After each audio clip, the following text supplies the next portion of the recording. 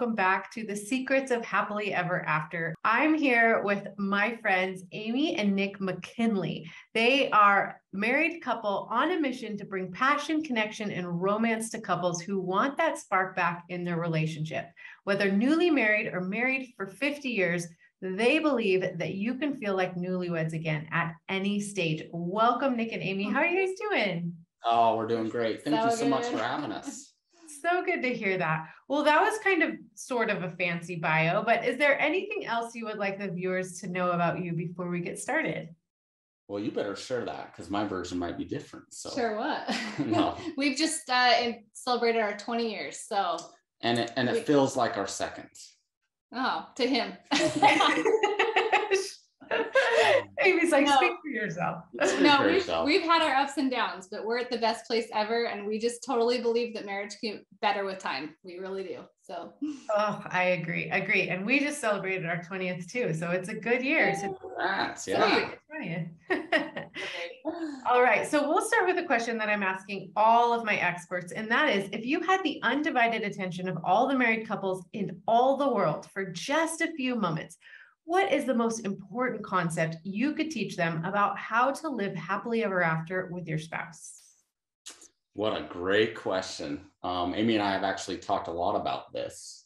So you want to answer? You want to start us out? Or? I would just say communication is vital, and fun is vital, and sexual fun is also vital. I think you have to be best friends with your spouse, and there's so many fun ways to make inside and outside of the bedroom fun. I think you need that companionship, so keep that. Well, you're exactly right. And it does all start with communication. I mean, the reason why we talk about this all the time of how important communication is and how it can really transform your marriage. I mean, because we've seen that in our marriage. When we started communicating about things and really opening up about sexual intimacy, it just opened the floodgates to our communication and all other aspects of our marriage. And, now we can talk about everything, which, things before maybe we didn't talk about, or we were scared to talk about because of maybe, what would she think, or how would she feel, or, just, I guess, the fear that a lot of people have in talking about, very vulnerable things together. Yeah, it's so true. So let's chat about that for a little bit. Like, how can we make talking about sex? It's like such a scary word. How can we make talking about that easier? Great question. I'll give you my thoughts. But in our marriage, it was something we never talked about at first. I mean, it was a scary subject. I had the fear of, God, what's she going to think if I'm bringing this up? Is she going to think I'm looking at stuff, or where am I getting these ideas, or, just the fear of being rejected and so many other things. And so early on, it was something we just never talked about in our relationship. But obviously for those who, well, I guess maybe we'll hear this story a little bit, but when we started communicating about sex, like I said, it opened the floodgates to so many other areas of our marriage that we were able to just start communicating openly about.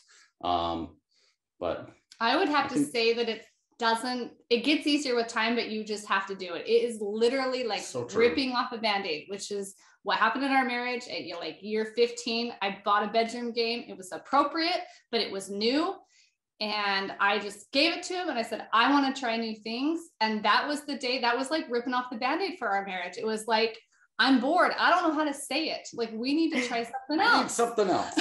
Literally, that's what happened. And from that day on, we had some really good talks. We've had to be really vulnerable, and it's completely changed our communication in our marriage in every aspect.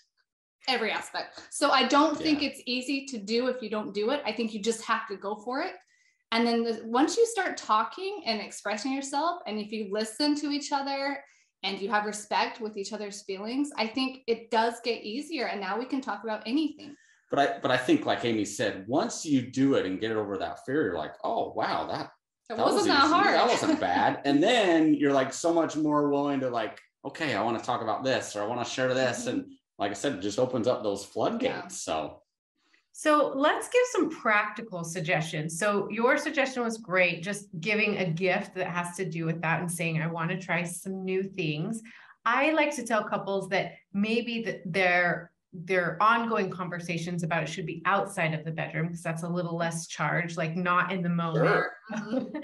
But what else would you say? Like maybe some catchphrases or some ways to kind of start the conversation that seem a little less intimidating for people. Fantastic question. One of the things we did is use conversation starters, and in our app, we really focus a lot on that, because it's so easy if someone else or the app or a conversation starter is posing the question, it's really easy to say, oh, I didn't come up with this. Yeah, here's how I'm going to answer this question. And I think it's amazing how many people we get emailing us or messaging us saying, man, your conversation starters are amazing. We've been able to talk about things we've never talked about. And it's pretty incredible. That's what people talk about, is how just those help them start the conversation and then get into areas that they've never talked about, or deeper areas. And they're like, we're connecting like we never have before. This is incredible. And the reason it works like that is because you start talking about faith, or you start talking about your favorite things or your family. And then all of a sudden sexual intimacy jumps into that conversation. You're like, oh, I guess I got to answer this question. And it just opens up that door really smoothly. So I don't know. And I think sex is one of those things that is vital for couples to talk about. Growing up for us, it was never talked about. And so you just thought, okay, this is a subject you just don't talk about. But I think that's probably one of the, if not the most important thing that couples need to talk about. Totally. And I think if you can talk about that topic, you can talk about other. Anything. Absolutely. Yep. So good. Okay. Well, I want to get into the app in a minute, but will you explain what sexual response is, and then talk about why understanding yours and your spouse's sexual response is really important? Well, you tackle this one. You're the expert. Sexual response is how often you crave it. Like in our marriage, it started getting to the point where I had a lot of stuff on my mind, my kids, my business, my just everything. And all of a sudden my libido went down. And all of a sudden he's like, what's going on? You don't desire me anymore? You don't crave me anymore? Do you still love me? Do you still appreciate me? And his men are created different. So he gets stressed and he wants to make love, and all of a sudden you start having that, okay, our cycles are different. Our sexual desires are different. And that's so important to realize, because I had to express to him, it's not that I don't love you or desire you. I don't know. I need foreplay. I need you to turn me on. Like, I just don't think like I totally just have a different drive than you. And well, you're exactly right. And, we all look at the movies and, couples just out of nowhere, just madly start making out, and they're both ready at a moment's notice. And that is not, let's be real. That's not usually what it's like. If there's couples out there that experience that, great. But for the majority of couples, that's not how it works. Especially after years of marriage. Yeah. One of the couples might be very spontaneous, where he can be looking over at his wife and being like, oh man, I want to make love. And for many women, that's not the case. It takes things throughout the day, and emotional, a lot of foreplay and talking and those things. And so I think, just like the love language is understanding your spouse's, how their sexual desire is, or how they get in the mood for sex, is really important. Because if you're approaching it a completely different way than the way they, I guess, get in the mood, or their style, so to speak, you're doing it the wrong way. So I understand, like Amy is not a touchy-feely person. So for me to go up and kiss her and give her hugs and things like that means nothing. So I've had to learn kind of what her desire style is. And her desire style is really talking. I'm responsive. I'm not spontaneous, but I will respond when he is in the mood. It's just important to know that about each other. Yeah. So I know the ways to get Amy in the mood, I guess, so to speak. And I know that, and again, this. And you've learned that because I'm not spontaneous, it's not because I love you less, or I don't desire you. So. Yeah. But then she also knows I'm spontaneous. So sometimes she really tries to be spontaneous, like. And I have to try. Like, hey, babe, you want to make love? And I'm like, what? Who's this girl? Who is this? What have you done with my wife? Are you? Yeah. What's going on? The best day ever. That's awesome. And I think something that's important to note is those types of things change over time. Like when you're busy with small children, or you have teenagers that are in school all day. Like for me, I've changed from, at night to like during the day, like come home during the day and let's like have some fun. Right. But when I had small children, it was like, really hard. So those are the types of conversations you can be having, or maybe even start the conversation with, hey, like my desire has completely changed because of this, event that has happened, or, our kids are all in school all day, or whatever the case may be. That might be a good way to start, like, For sure. Well, I love what you brought up, that they do change, maybe not the desire styles as much, but so many different aspects, like you talk about, depending on where you're at in life. And for libido, for people, that changes as well. And so what you're hitting on is always having these conversations and being open and talking about them, right. Say, hey, where are we at? What things have changed in our life, and just understanding how to adapt to those changes. When people don't communicate or don't do that, then you've got one spouse like, what's going on? Why is this changed? And if they communicated about that, they could understand and for sure, figure things out, Yeah. And leaving them open-ended is really important too. Like, this is how I'm feeling right now, but let's check back in, in a couple of months and see if anything's changed. So yeah, that's it. And I always recommend too, going back to the communication, is these walk and talks. Like, it's hard to have the conversation when you're like across from each other at dinner, like staring into each other's eyes. Sometimes it's a little uncomfortable, but if you're both going in the same direction, you don't have to look at each other.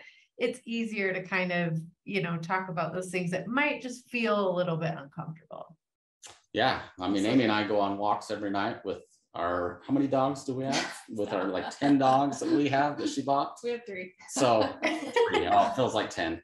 Maybe that's with our kids, but we do look forward to that time of night, or even just date night, just being out and being able to have these conversations. Yeah, because you're not in a sexual environment and you can share a lot of these things. So awesome. Well, let's switch gears. I want to talk about foreplay a little bit, because foreplay is so important, but it's kind of like a funny word. What does it even mean? And how do we make it fun and not like, okay, now we've got to do the foreplay before we can get to the main event, right? I think that we need to remember that foreplay, the main word is play. Like, that foreplay to me is like the play in our marriage. Like, why would you not look forward to that? We get so many, mostly husbands that are like, it takes so long, and, enjoy that time to play together. This is like where we have adult fun, is in the bedroom. Make it exciting, make it feel good, massage each other, touch each other. Like, it should be the main course.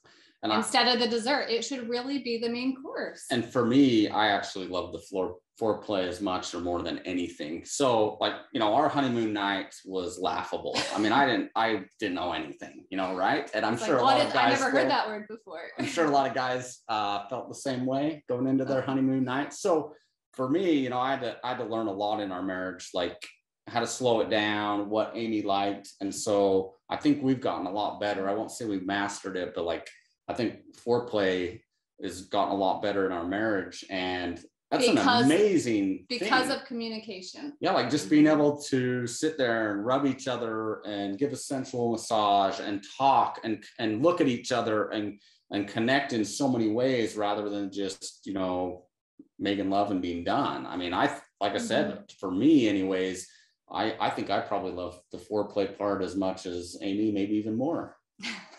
So I think that if women will express to their husbands what they like, how they like to be touched, I think a lot of women are like, I'm too tired. Sex has turned into a chore. I mean, that's what we deal with a lot with couples, because kids and work, we get it. Like life, you're tired at the end of the day. But if a husband really concentrated, like, I just want to rub your feet and then I want to rub your back, like, there's so many times where you're like, never mind, I'm not too tired anymore. That feels really good, So if we would concentrate on talking to each other about what each other likes, what feels good, make it something to look forward to at the end of the day, it changes everything with your sexual intimacy. Well, and one of the reasons we designed the app the way we did is kind of going back and forth is for that reason, for a very unselfish way. There's just something about focusing all your attention on your spouse. And I know for us, like that's a way where we're focusing on each other and kind of going back and forth, like to the point where we're like going crazy for each other, you know, after a little while. And I think there's just something about that too in foreplay, just focusing all your attention on your spouse rather than just, you know, I guess maybe being a little bit selfish sexually. So yeah. Totally. Well, so you referred to it, but the ultimate intimacy app. So all the things we've been talking about for the last little while, the ultimate intimacy app was designed to make those things easier. So why don't you tell us a little bit about the app and like how it can help with, you know, foreplay and communication and all the things? Well, the year that we designed it, we realized we were struggling with emotional intimacy. I was having a hard time telling him what I needed done around the house, how I needed help. Our financial intimacy was struggling. The fun was missing in our marriage. There's so many pieces of that marriage pie, I like to call it, where it has to be balanced. And so when we started talking about all these different things, I realized that's why I'm not like craving sex like he is. I'm not having desires. Like I'm missing that whole other piece that I need. And so the app was created as a hub to learn more about how to emotionally help your wife, how to talk about these hard things, about the foreplay. Like how do we even have these conversations? Learn about techniques. The bedroom room was created by experts so that there was an appropriate place to learn to try new positions and to have fun with each other in the bedroom without seeing stuff you didn't want to see. We started building this app around the bedroom game and the positions, trying to make the bedroom more fun. But then we realized like we're missing the whole emotional side, the spiritual side. There's so many pieces to making a marriage beautiful and full of ultimate intimacy. And we created all these resources with experts to just help people talk about all these things. What do you want to add? Yeah, you know, that was great. And, you know, everything, I mean, there's so many things that affects emotional and physical intimacy. And if one of those things is off, it can throw everything out of balance. And so what we really learned is, like Amy said, we just have so many resources, because for some couple, it might be the financial things that are affecting their physical intimacy. For another couple, it might be the emotional needs are not being met. And, you know, every couple is different, but we think we did a pretty good job of covering so many of these areas to help couples not only understand the areas that they're maybe struggling or lacking in, but then how to fix that, how to correct that, you know, through different things that we have, whether it's the quizzes or answering questions or the different games that are bringing up some of the questions to help with that communication. Because again, coming back to communication, I really believe just about every issue in marriage can be solved with good open communication, whether it's a financial issue or you know, an emotional issue or a sexual issue. I mean, just talking about that and saying, okay, how do we work together as a team to resolve these? And, you know, I mean, so hopefully we covered a lot of those areas that can really, you know, help couples open up that communication, which is what it's all about. We created it for us, what we needed. We kept adding to it, and we thought we were doing something for our marriage, and we're so excited to say that we've had almost 500,000 downloads. So it was really funny. Amy came into me and she's like, I think we need to build an app for ourselves. And I said, okay, let's do it. So we build an app, and we're like, we'll throw it out there, and if it can help a couple other people, that would be fantastic. And here we are several years later with, you know, 500,000 and growing rapidly. And that's just downloads. It's pretty amazing to be able to see how other people are benefiting just like we have. I mean, I think our marriage went from a point to where like we were at a very, very low point to, I couldn't imagine being happier than I am now. Like this may sound funny, but we always say, you know, how do you get to ultimate intimacy? And I really feel like, you know, where we're at now, man, we're close to that, or there's times that we have that. And of course, just like everyone else, we have trials and struggles in our life and things that come up. But man, when you're communicating and have that vulnerability and that connection with each other, I mean, it's a pretty awesome thing. And everybody can have it with some work. Will you guys tell us where people can find you, find the app, and learn more about all the wonderful things you have to offer? Yeah, great question. So they can go to ultimateintimacy.com. There they can find information about the app, the podcast as well that we do, pretty much everything about our company and what we do and what our, I guess, our mission is to strengthen marriages. It's probably the best place. It's the hub where you'll find our social media and just everything. So, and then we also have obviously Instagram, which is at Ultimate Intimacy app. And yeah, so it's a free download. Check it out. Excellent. Well, thank you guys so much for your time. To learn more ways to deepen your intimacy and strengthen your relationship, make sure you watch this video next